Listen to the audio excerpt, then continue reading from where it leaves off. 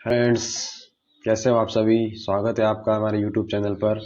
आज हम बात करेंगे मुख्यमंत्री की। तो जो मुख्यमंत्री का पद होता है वो राज्य का जो शासन होता है उसकी दूरी होती है एक तरफ से। मतलब जो हमारी जो सरकार की संसदीय व्यवस्था है, संसदीय व्यवस्था में राज्यपाल जो राज्य का संवैधानिक प्रमुख होता है, राज्य का संवैधानिक प्रमुख होता है और राज्य का प्रमुख होता है। और जो मुख्यमंत्री होता है वो वास्तविक प्रमुख होता है, लेकिन सरकार का प्रमुख होता है। ठीक है। राज्यपाल भले इस राज्य के शासन का प्रमुख होता है, किंतु जो वास्तविक शक्तियां होती है वो मुख्यमंत्री के हाथों में होती है, क्योंकि वो सरकार का प्रधान होता है, हेड ऑफ गवर्नमेंट होता है। और जो राज्यपाल को अधिकांश स्थितियों में मुख्यमंत्री की सहायता के या सलाह के अनुसार ही कार्य करना होता है। मतलब जो राज्यपाल है उसके पास भी शक्तियां हैं, लेकिन वो अधिकांश शक्तियों का प्रयोग मुख्यमंत्री की सहायता और सलाह के अनुसार ही करता है। मतलब जो मुख्यमंत्री की वही स्थिति है जो केंद्र में प्रधानमंत्री की है। और मुख्यमंत्री की नियुक्ति की बात करेंगे। मुख्यमंत्री की नियुक्ति कैसे होती है। तो आर्टिकल 164 में बताया गया है कि जो मुख्यमंत्री की नियुक्ति वह राज्यपाल करेगा और राज्यपाल नियुक्त करेगा मुख्यमंत्री को। अब ऐसा नहीं है कि राज्यपाल किसी को भी नियुक्त कर सकता है। राज्यपाल उसी को ही नियुक्त करेगा जिसका विधानसभा में स्पष्ट बहुमत होगा। उसका विधानसभा में बहुमत प्राप्त दल होगा। और विधानसभा में बहुमत नहीं है तो राज्यपाल अपनी स्वविवेक का शक्तियों का प्रयोग कर सकता है। ठीक है। मुख्यमंत्री की नियुक्ति राज्यपाल करेगा। इस कथन का अर्थ यह नहीं है कि राज्यपाल अपनी इच्छा से किसी भी व्यक्ति को मुख्यमंत्री बना सकता है। यदि विधानसभा चुनाव में किसी दल को स्पष्ट बहुमत मिला है तो राज्यपाल के लिए उस दल के नेता को ही मुख्यमंत्री बनाना अनिवार्य है। ठीक है। मतलब विधानसभा चुनाव में किसी दल को स्पष्ट बहुमत मिल गया, ठीक है, अगर बहुमत मिल गया तो फिर उसको बनाना अनिवार्य ही। और नहीं मिला तो स्वविवेक का प्रयोग कर सकता है और किसी बड़े दल के नेता को या गठबंधन को बुला सकता है, ठीक है, मंत्री बनाने के लिए। इसमें एक शर्त यह है कि जो वो नेता विधायक बनने के लिए डिस्क्वालिफिकेशन से ग्रस्त न होना चाहिए। ठीक है। मतलब वो उसकी जो योग्यता है वो जो विधायक बनने के लिए होती है वो नहीं, उसकी डिस्क्वालिफिकेशन नहीं होना चाहिए, मतलब वो घोषित नहीं होना चाहिए।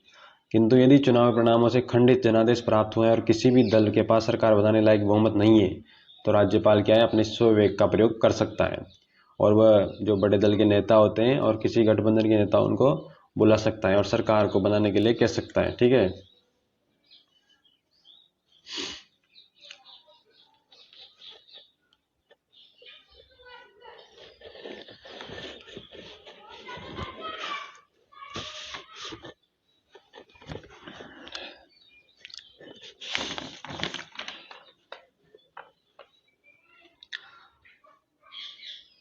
राज्यपाल व्यक्तिगत फैसले तब लेता है मुख्यमंत्री के मामले में। मुख्यमंत्री की नियुक्ति तब करता है, मतलब उस स्वविवेक का प्रयोग व्यक्तिगत फैसले जब कार्यकाल के दौरान किसी मुख्यमंत्री की मृत्यु हो जाती है, ठीक है, और किसी कार्यकाल के दौरान सीएम की मौत हो जाए और कोई उत्तराधिकारी न हो, सीएम बनने के लिए कोई उम्मीदवार नहीं हो। हालांकि सीएम के मृत्यु के पश्चात, मुख्यमंत्री की मृत्यु के पश्चात सत्तारूढ़ जो दल होता है, सत्तारूढ़ दल वो अपना नया नेता चुन लेता है और उसके पास जो राज्यपाल है उसके पास कोई ऑप्शन नहीं होता है उसे मुख्यमंत्री बनाने के अलावा, इसलिए वह सत्तारूढ़ दल का नेता मुख्यमंत्री बना देता है। ठीक है। और जो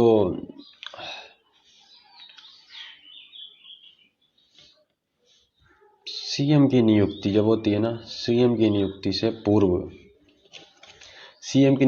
पूर्व ऐसा नहीं है कि भाई बहुमत सिद्ध करे वो, ठीक है, संविधान में ऐसा उल्लेख नहीं है।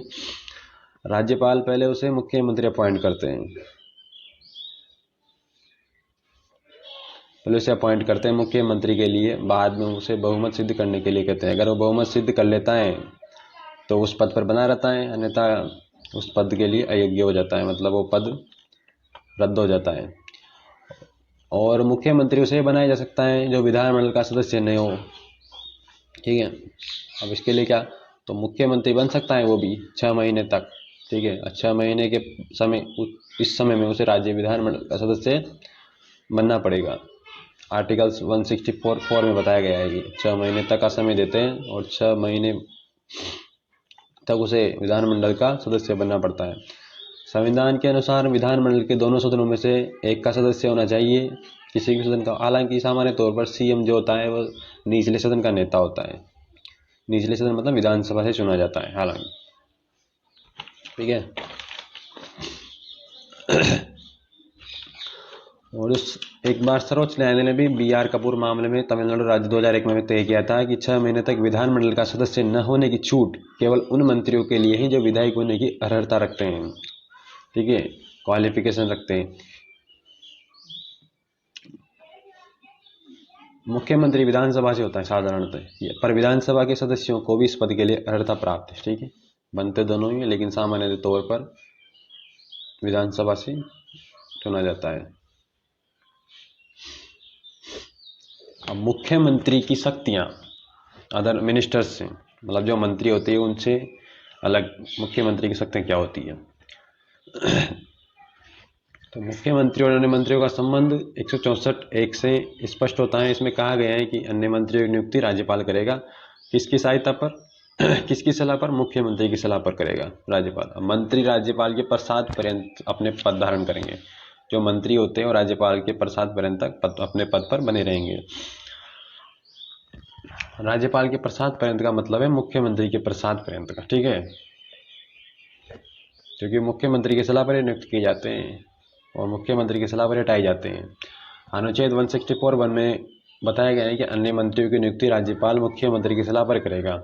इस संबंध में ध्यान रखना जरूरी है कि इस मामले में राज्यपाल के पास कोई विवेकाधीन शक्ति नहीं है। मतलब वो अपनी मर्जी से किसी भी को मंत्री नहीं बना सकता है। जो मुख्यमंत्री है, जिन भी व्यक्तियों की सूची राष्ट्रपति राज्यपाल को सौंपता है, केवल राज्यपाल उन्हीं को ही मंत्री बना सकता है। ठीक है, उसके पास कोई ये शक्ति नहीं है, विवेकाधीन शक्ति नहीं है। उन्हीं को मंत्री के रूप में नियुक्त करता है। वह सिर्फ उन व्यक्तियों को नियुक्त करने से मना कर सकता है जो अनुच्छेद 173 में बताई गई योग्यताएं न रखते हो या अनुच्छेद 191 के तहत किसी निरर्थता से ग्रस्त हो गए हो। ठीक है, जिस भी व्यक्ति के पक्ष में मुख्यमंत्री सलाह देता है राज्यपाल को माननी पड़ती है। इस दृष्टि से मुख्यमंत्री शेष मंत्रियों से काफी ताकतवर हो जाता है।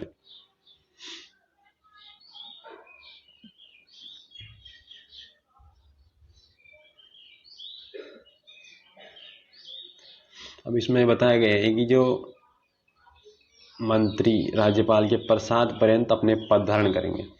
इस संबंध में भी ध्यान रखना जरूरी है कि जो राज्यपाल के प्रसाद पर्यंत का अर्थ होता है मुख्यमंत्री के प्रसाद से। ठीक है, राज्यपाल को मुख्यमंत्री की सलाह पर ही कार्य करना होता है हालांकि। ठीक है, जो राज्यपाल है उसको मुख्यमंत्री की सलाह पर ही कार्य करना होता है। राज्य में राज्यपाल की शक्ति ज्यादा है। ठीक है, केंद्र में जो राष्ट्रपति होता है उससे ज्यादा है। ठीक है, यदि कोई मंत्री मुख्यमंत्री की नीतियों या उसके नेतृत्व से सहमत नहीं है, यदि कोई भी मंत्री होता है, ठीक है, उसने कोई निर्णय दिया और मुख्यमंत्री उससे सहमत नहीं, उसके नेतृत्व या उसके कार्यों से, तो मुख्यमंत्री को पूरा हक है कि वो उसे त्यागपत्र मांग ले। और यदि त्यागपत्र न दे वो मंत्री, तो राज्यपाल को सलाह देकर उसे हटवा सकते हैं मंत्री पद से।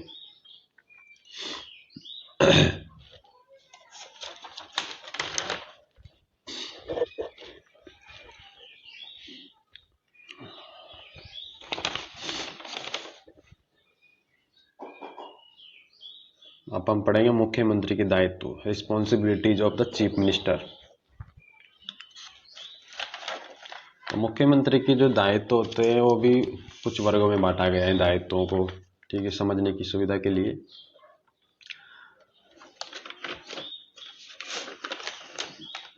तो जो मुख्यमंत्री के कार्य हैं और शक्तियां हैं, ये मंत्रिपरिषद के संबंध में पढ़ेंगे हम। ठीक है, मंत्रिपरिषद के संबंध में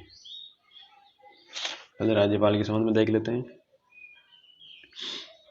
तो राज्यपाल के संबंध में मुख्यमंत्री की क्या शक्तियां होंगी, क्या दायित्व होंगे। ठीक है,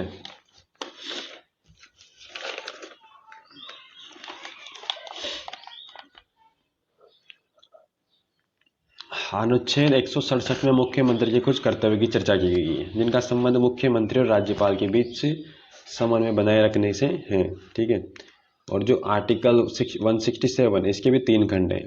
इसमें खंड क में बताया गया है कि मुख्यमंत्री का कर्तव्य है कि वो राज्य सरकार की प्रशासन संबंधित सभी निर्णय और प्रस्तावित कानूनों की जानकारी राज्यपाल को दे, प्रेषित करे। ठीक है। मतलब ये तो उसे देना ही है। ठीक है, बिना मांगे देना है, ये तो कर्तव्य है उसका कि जो भी राज्य सरकार के प्रशासन संबंधित सभी निर्णय हैं और जो भी कानूनों की उनकी जानकारी राज्यपाल को दे, ये तो उसका कर्तव्य, ये देना ही पड़ेगा बिना कहे। और जो 167 है इसमें भाग ख इसमें बताया गया है कि राज्यपाल द्वारा जो भी राज्य सरकार के प्रशासन या किसी प्रस्तावित कानून से संबंधित जानकारी मांगी जाती है तो मुख्यमंत्री का कर्तव्य होगा कि उसे जानकारी दे। ठीक है। और 167 में एक और भाग है इसका ग, उसमें बताया गया है कि राज्यपाल को एक विशेषाधिकार दिया गया है। ठीक है। इसके अनुसार यदि किसी मंत्री ने किसी विषय पर कोई निर्णय कर दिया है और मंत्रिपरिषद ने उस पर विचार नहीं किया है, ठीक है, मतलब कोई मंत्री है उसमें किसी विषय पर निर्णय कर दिया है और मंत्रिपरिषद ने उस पर विचार नहीं किया है, तो राज्यपाल की अपेक्षा करने पर मुख्यमंत्री का कर्तव्य होगा कि वह उक्त निर्णय को मंत्रिपरिषद के समक्ष रखे विचार के लिए। ठीक है। तो ये तो हो गया राज्यपाल के संबंध में।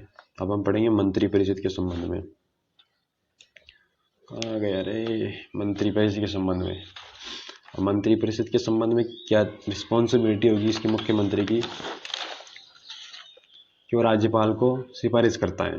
किसको सिफारिश करता है? राज्यपाल को, कि भाई किन व्यक्तियों को मंत्री पद पर नियुक्त किया जाना है। वह आवश्यकता होने पर किसी मंत्री को बर्खास्त करने की सलाह भी दे सकता है, मतभेद हो जाए या किसी मंत्री सलाह नहीं माने, ठीक है, तो वह सलाह दे सकता है राज्यपाल को।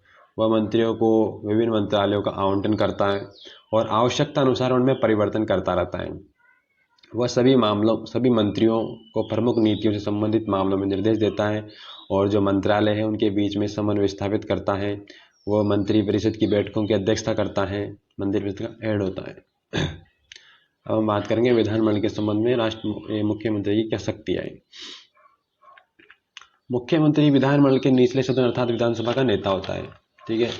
वह राज्यपाल का विधानसभा का सत्र बुलाने और स्थगित करने की सलाह देता है। राज्यपाल को विभिन्न सत्र आहूत और सत्र अवसान करने की सलाह देता है।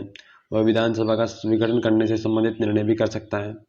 सामान्यतः स्थितियों में राज्यपाल को उसकी यह सलाह माननी ही होती है, परंतु यदि मंत्रिपरिषद को विधानसभा का विश्वास हासिल नहीं है तो राज्यपाल इस सिफारिश मानने से मना कर सकता है। ठीक है। वह स्वयं या किसी मंत्री को विधानमंडल से संबंधित कार्य का प्रभार देकर सुनिश्चित करता है कि विधानसभा और विधान परिषद के प्रशासनिक कार्य हैं, इनमें कोई समस्या उत्पन्न नहीं होनी चाहिए।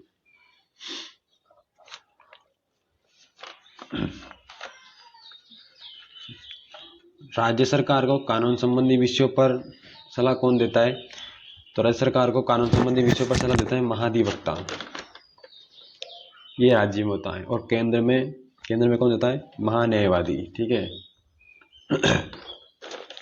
तो हम एक बार फिर चर्चा कर लेते हैं राज्यपाल के संबंध में। अनुच्छेद 163 में बताया गया है कि राज्यपाल को सहायता और सलाह के लिए मंत्रिपरिषद होगी और मंत्रिपरिषद का हेड होगा मुख्यमंत्री।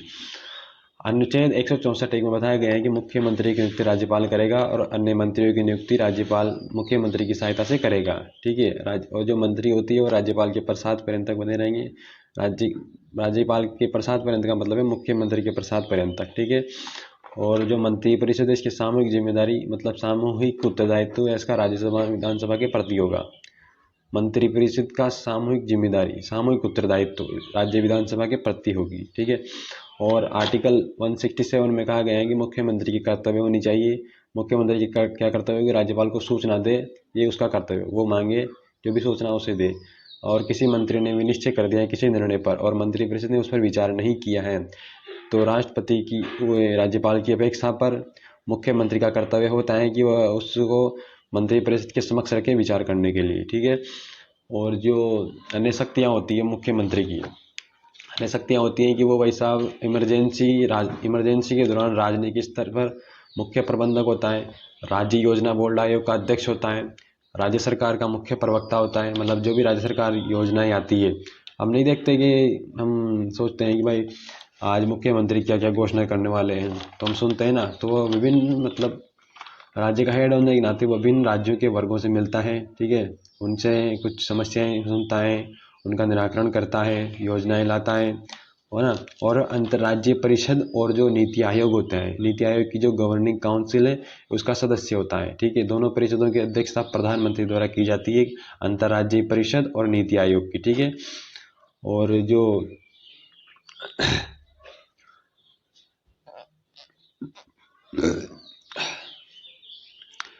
अध्यक्षता पीएम द्वारा करते हैं, ठीक है, अंतर्राज्यीय परिषद की और नीति आयोग की। जो नीति आयोग की जो गवर्निंग काउंसिल होती है इसका सदस्य होता है मुख्यमंत्री भी। तो मंत्री परिषद है, राज्य मंत्री परिषद, इसकी ये सामूहिक उत्तरदायित्व होगी राज्य विधानसभा के प्रति, सामूहिक उत्तरदायित्व, ठीक है, इसके प्रति, किसके प्रति, राज्य विधानसभा के प्रति। और जो मुख्यमंत्री का कार्यकाल है निश्चित नहीं है, ब्रिटिश प्रणाली का अनुसरण करते हुए यही मुख्यमंत्री के पद को विधानसभा के विश्वास पर निर्भर रखा गया है।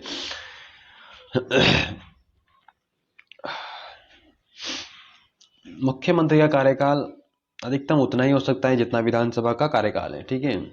विधानसभा का कार्यकाल सामान्य स्थिति में 5 वर्ष का होता है, और अंत कहा जा सकता है कि मुख्यमंत्री का अधिकतम कार्यकाल 5 वर्ष का हो सकता है यदि संसद अनुच्छेद 172 के उपबंधों में के तहत विधानसभा की अवधि बढ़ा देती है तो मुख्यमंत्री का कार्यकाल भी बढ़ सकता है, ठीक है। तो हम बात करेंगे अब परसों, ठीक है। धन्यवाद। सेशन को लाइक कीजिए, टेलीग्राम ज्वाइन कर लीजिए, टेलीग्राम का लिंक हमारे डिस्क्रिप्शन में डाल दिया गया है। आप ज्वाइन नहीं करते हो, इस क्लास को शेयर नहीं करते हो, प्लीज़ शेयर कीजिए, सपोर्ट कीजिए भाई को, ठीक है। और जो भी इसके नोट्स, शॉर्ट नोट्स है वो आपको टेलीग्राम पर डाल दिए जाएंगे अभी, तो प्लीज़ जाके टेलीग्राम ज्वाइन कर लो। और सेशन को लाइक कीजिए, सब्सक्राइब कीजिए चैनल को जो भी नए हैं, ठीक है। धन्यवाद। जय हिंद, जय भारत।